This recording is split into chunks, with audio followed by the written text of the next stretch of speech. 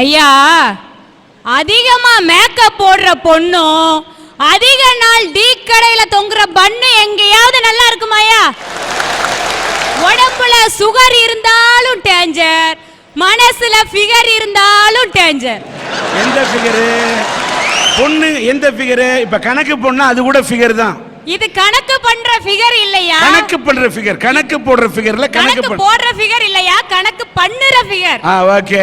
துட்ட வட்டிக்கு விட்டா தண்டலு, துப்பட்டாவுல மனச விட்டா மெண்டலியா? மண்ணு லாரில மாட்டுனவன் உயிர் பொழைக்கலாம், பொண்ணு சாரில மாட்டுன யாராவது உயிர் பொழைக்க முடியுமாயா? ஐயா, 60ல ஹார்ட் அட்டாக் வரும், அது ஏமே நம்மள பார்த்து சிரிச்சான்னா 20லயும் ஹார்ட் அட்டாக் வரையா. 20 வயசுல ஒரு உமன் நம்மள பார்த்து சிரிச்சாக்கன்னா. இன்னைக்கு காதல் எப்படி தெரியுமாயா இருக்கு? கிஃப்ட் கொடுத்து கிஸ் அடிச்சு, காபி ஷாப்ல கட்டி புடிச்சு, கடற்கரைய நாரடிச்சு, கடவுளையே தூது விட்டு, காலேஜ கட்டடிச்சு, லோன்னு பையனை அலைய விட்டு, ஓவரா சீன் போட்டு, கடைசில இளிச்சவாயன்ட்டு பேரை இழுத்து வீட்டை விட்டு இழுத்துட்டு ஓடுற இளிச்சவாய காதலர்களே, பொண்ணு எப்படி தெரியுமாயா இருப்பா? எதிர் வீட்டுல நீ இன்னும் ஜன்னல திறப்பா, அவர் ரெட்ட ஜட பிடிக்குதான்னு ஒன்னையும் கேப்பா. நீயும் தான் மண்டைய ஆட்டுற குமரி பொண்ணு காதலெல்லாம் காகிதமால, அது குளிக்கும் போது அவுத்து போடு சேலைய போல. இன்னைக்கு காதல் எப்படி தெரியுமாயா இருக்கு? ஒரே மணி நேரத்துக்குள்ள ஒரு காதலனை விட்டுட்டு அது காலுக்குள்ள போற அளவுக்கு இருக்கியா? ஐயா, காலு மேல கல்லு பட்டாலும் கல்லுக்கு மேல காலு பட்டாலும் வலி என்னமோ நமக்கு தான்.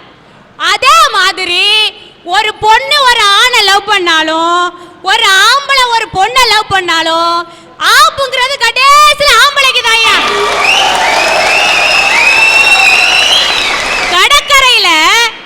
கடற்கரையில காதலனோட வீடு கட்டி விளையாடுவா தெரியுமாயா? அப்போ தெரியாது. ஆனா அதே காதலியோட அண்ணமார் வந்து அதே கடற்கரையில ஊடு கட்டி ஓட விட்டு வரட்டுவான் தெரியுமாயா? அப்போ தெரியா, கண்டதும் காதல் கொண்டதே கோலம்னு பேசுனீங்க. அரங்கத்துல ஆண்கள் கை தட்டினாங்க, பெண்கள் அமைதியா இருக்கிறாங்க. பெண்களை பத்தி ஒரு பெண்ணை இப்படி பேசுறீங்க, சரி பார்க்கலாம். ஹே ஏ மாமா, அட ஹே ஏ மாமா, வரியா வரியா, ஹே ஒரு உம்மா, ஹே ஒரு உம்மா தரியா. இதுவாயா காதல்? இதுதாயா கண்டதும் காதல், அப்புறம் கொண்டதே கோலன்னு போய்கிட்டே இருக்கணும். காதல் எப்படி தெரியுமாயா இருக்கணும்? ஊரறிய நாடறிய பந்தலில நமக்கு உத்தவங்க மத்தவங்க மத்தியில, ஊரறிய நாடறிய பந்தலில நமக்கு உத்தவங்க மத்தவங்க மத்தியில, ஒன்னாகி ஆஹா ஒன்னாகி உறவு முறை கொண்டாடு முன்னாள் ஒருவத்தைய மற்றொருவர் பிடிக்கலாமா? இதை உணராம ஆம்பளைங்க தவிக்கலாமா? மாமா மாமா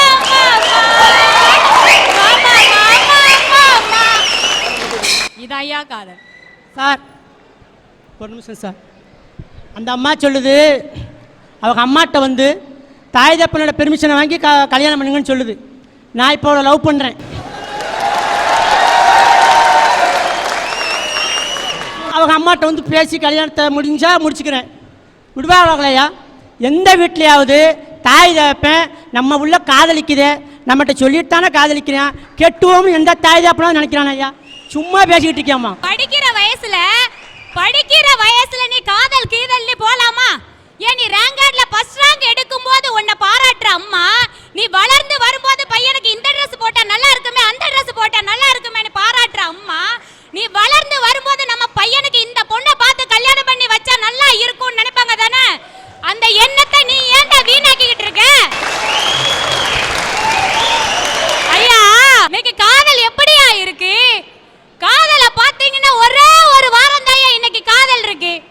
திங்கக்கிழமை பாக்காயா, திங்கக்கிழமை அப்படி லைனா நின்னு சைட் அடிப்பான், செவ்வாய்க்கிழமை போவான் ஐ லவ் யூ செல்லம் அப்படிம்பான், புதன்கிழமை போவாயா ஓடி போலாமா குட்டி தாலி எத்தாங்க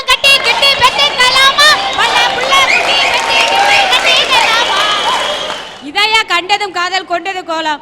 ஒரே வாரத்துல காதல் முடிஞ்சிருதியா. அன்னைக்கெல்லாம் காதல் எப்படி தெரியுமா இருக்கும்?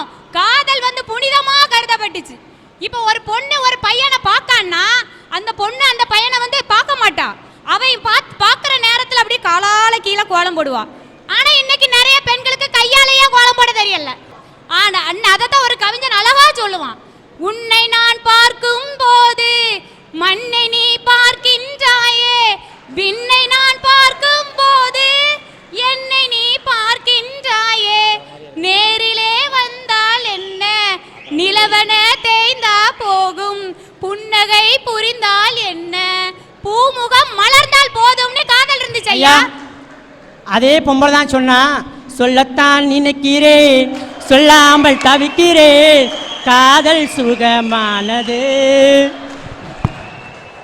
ஐயா காதல் சுகமானதுதான். எப்ப தெரியுமா?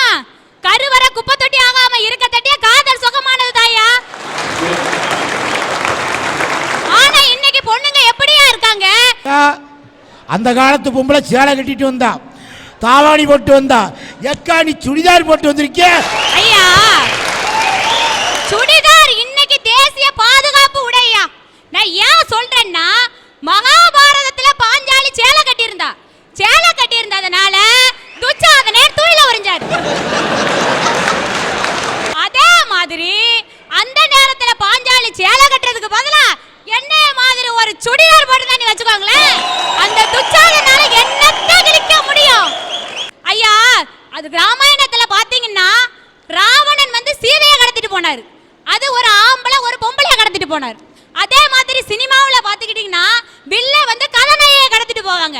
ஆனா எங்கேயாவது ஒரு பொண்ணு வந்து ஒரு ஆணை கடத்திட்டு போனதா பாத்திருக்கீங்களா? சொல்லுங்க. உண்மை சம்பவம் இது.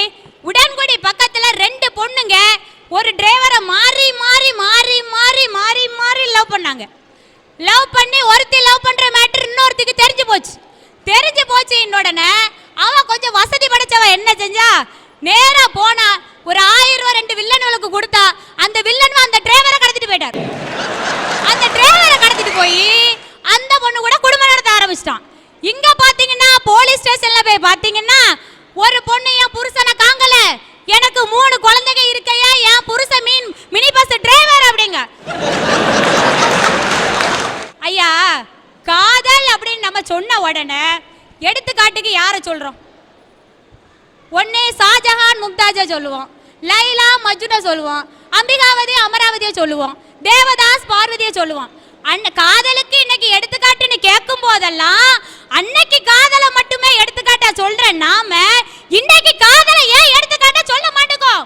ஏன்னா இன்னைக்கு காதல்கள் ஒரு சில பேர் காதல்ங்கிற வார்த்தையில தப்பா போய்கிட்டு இருக்காங்க. ஐயா படிக்க வைக்கிற தாய் தங்கையை நம்பணும், படிக்க வச்ச தாய் தந்தையர நம்பணும், தவிக்க வைக்கிற தாவாணியை நம்ப கூடாதியா.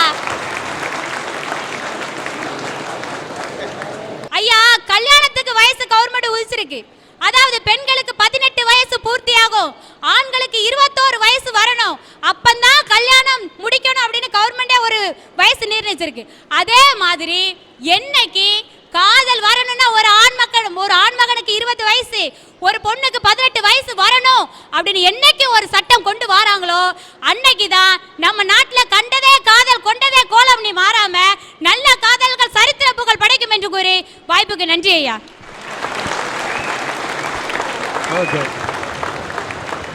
ஒன்பதாவது படிக்கும் மாணவி யோகா போட்டியிலே இன்றைக்கு இளம் சாதனையாளராக உலக அளவிலே 2ஆம் பரிசு பெற்றிருக்கிறார் சிவசங்கரி. அந்த சிவசங்கரியை மேடைக்கு அழைக்கின்றேன். வாழ்க. ஒரு நிமிஷம். இந்த பெண்ணுக்கு இந்த சிவசங்கரி உலக அளவில் 2வது பரிசு பெற்று சாதனை செய்திருக்கக்கூடிய இந்த பெண்ணுக்கு சன் டிவியுடைய அரட்டை அரங்கத்தின் சார்பிலே இந்த பொன்னாடையை போத்துகின்றோம்.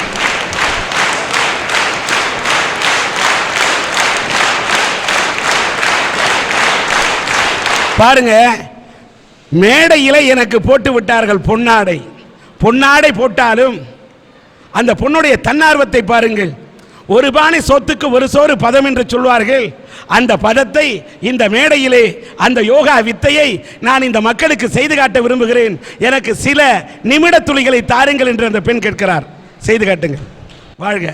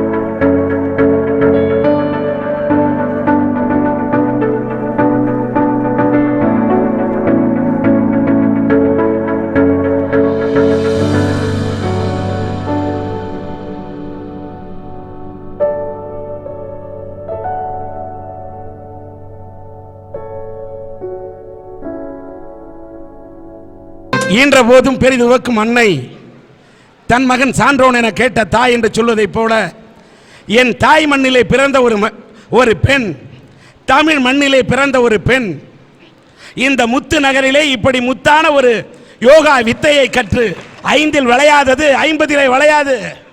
இந்த பெண் எப்படி வளைக்க கற்றுக்கொண்டிருக்கிறார், வளைக்கவும் கற்றுக்கொண்டிருக்கிறார், உழைக்கவும் கற்றுக்கொண்டிருக்கிறார். நீ இன்னும் உலக அளவில் இன்னும் அதிகமாக சாதிக்க வேண்டும். நீ சாதித்ததை இந்த தமிழ் மண் பார்க்க வேண்டும். இந்த அரட்டை அரங்கத்தின் நேயர்கள் என்று பார்த்ததைப் போல உலக அரங்கத்திலே ஒரு தமிழ் பெண்ணாக நீ உயர்ந்து நிற்க வேண்டும் என்று எல்லாம் வணங்கக்கூடிய அந்த தமிழ் கடவுள் மீது கடவுளை வணங்கி வாழ்க வாழ்க என்று உன்னை வாழ்த்துகிறேன். உன்னுடைய தந்தை இறந்திருந்தாலும் கூட உனக்கு தந்தைக்கு தந்தையாக இருந்து தாய்க்கு தாயாக இருந்து தந்தை என்பவன் தான் கற்றுக் கொடுப்பான் வித்தை என்று உலகம் சொன்னது.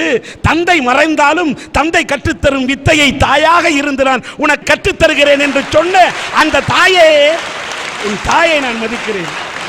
உன்னுடைய இந்த யோக கலையை நீ மேலும் மேலும் உன்னை ஊக்குவிக்க எங்களால் என்ற உதவி உனக்கு எது கேட்டாலும் எது வேண்டுமென்றாலும் இந்த சன் டிவியின் அரட்டையரமும் உனக்கு செய்து தர தயாராக இருக்கிறது.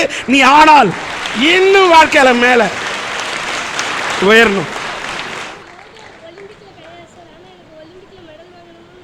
ஜிம்னாஸ்டிக் கற்றுக்கொள்வதற்கு என் குடும்பத்தில் வசதி இல்லை என்று சிவசங்கரி சொல்லுகிறார்.